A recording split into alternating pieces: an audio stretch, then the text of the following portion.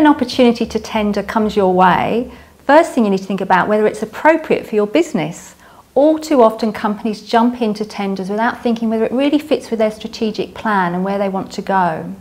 The second thing to think about is whether you've got enough time to prepare a really good response.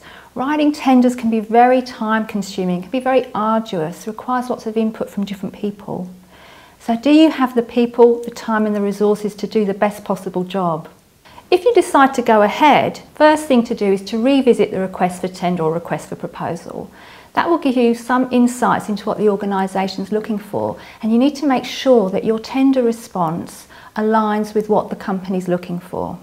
So you need to identify 2, 3, maybe 4 key selling points that you need to communicate in your tender response to get you across the line. When you start writing your tender response, remember who you're writing to.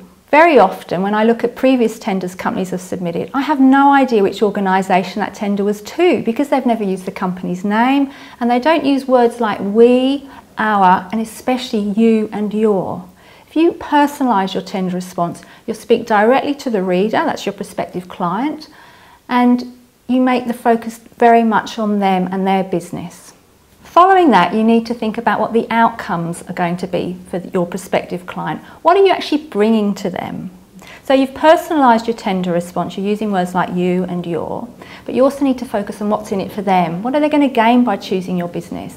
Everyone's motivated by self-interest, including big companies. So you need to explain to them what they're going to gain by choosing your company. What benefits you're going to bring, what strengths, what advantages.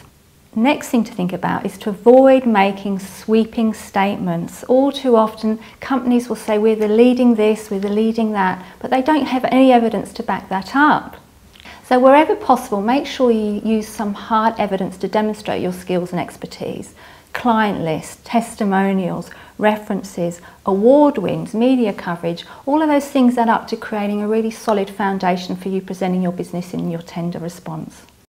Before you submit your tender, go back through it from the beginning to the end and make sure it's word perfect.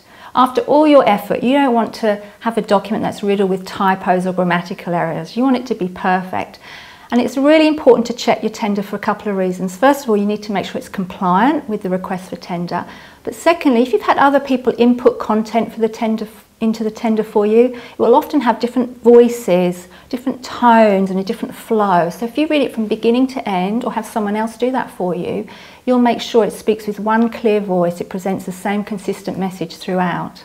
If you follow these tips for writing tenders, you'll find you have much greater tender success.